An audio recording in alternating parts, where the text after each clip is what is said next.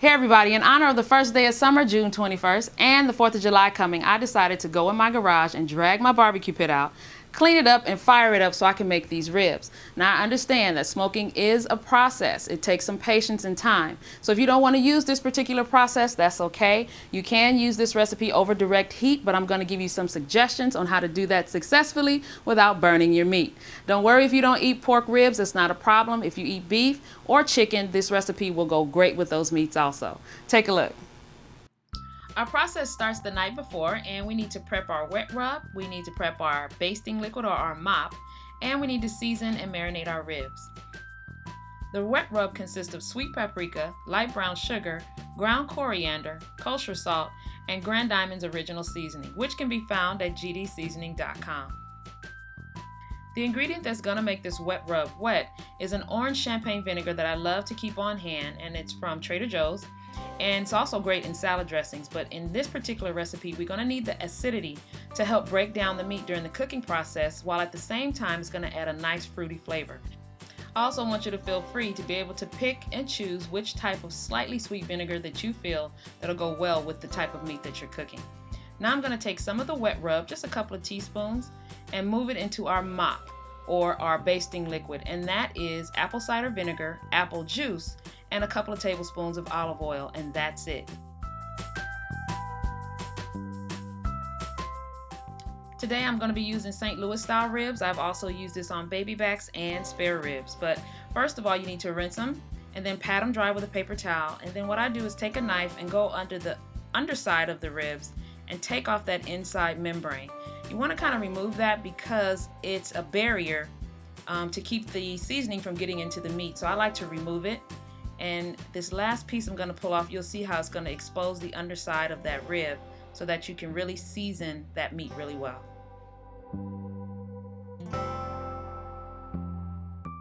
This is probably one of the most difficult parts of the process, but you'll get used to it. Just use that knife to get under the membrane and then use your finger to get under there and then just pull it off. Takes a little time, but trust me, it's well worth it. Now what I'm doing is just taking the wet rub and I'm going to rub it and massage it all into the meat on both sides and all the corners. Don't miss any spots. Do it really well.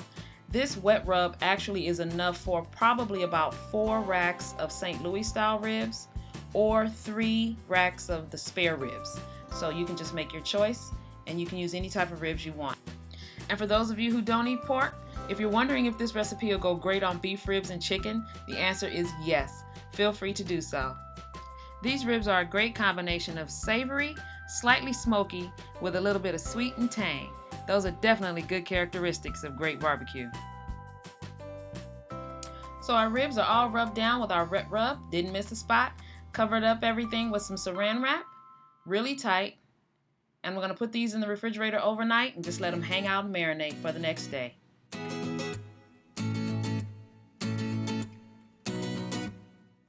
Alright guys, here's where the process can vary depending on your method, your equipment, and how you want to smoke these barbecue ribs. So I have a double barrel barbecue pit, and that small barrel on the side is where I'm going to be sending the smoke to the main barrel. So first you need to light it, and then I'm going to wait for the coals to turn white, meaning they're very hot, and then I'm going to throw on some wood chunks. Now you can use hickory, mesquite, or apple wood. I'm using some hickory, and no, I did not soak the wood. I'm choosing to do it dry this particular time. Once the temperature raises to 225 degrees and you got some nice smoke going, go ahead and lay your ribs down. A couple of side notes about the wood chunks. When you're cooking for long periods of time or smoking for long periods of time, you want to use chunks, not chips, because chips are only made for short cooking times, whereas the chunks are better for long periods of time. Okay, so we're 45 minutes in and it's time to do our first mop. So take your nice pastry brush and dip it in that mop and just get all the sides of the ribs, both sides. You know, I got to thinking about this later. If you don't want to use apple juice in the mop, you could use that hard cider, that hard apple cider. That would be excellent in this recipe also. The method I'm using of smoking today, I will tell you honestly and truly, it is not the easiest. It is very tedious and you have to keep up with it. Even though it's a slow cooking process, you do need to keep up with this, and this is just making me want to buy a smoker. But I'll press on anyway. So now I have my chimney, and I have about 3 pounds of charcoal in there with the paper on the bottom. And you can't go throwing lighter fluid on those charcoals because the coals on the bottom are already hot, so you need to use a chimney in this case. Once they get hot, go ahead and pour them on top of the white coals and let the smoke continue to burn. Now what happened was that my temperature started to take a nosedive, and you have to maintain a temperature of 225 to 250 to keep the smoke going and the cooking even. If you think you're not going to be comfortable with using a double barrel barbecue pit like I'm doing today, you can always use a single barbecue pit and put the coals in the main pit, but move them to one side of the pit and you put the meat on the other. That way you're still not cooking over direct heat. You have moved the meat over so that you don't burn it.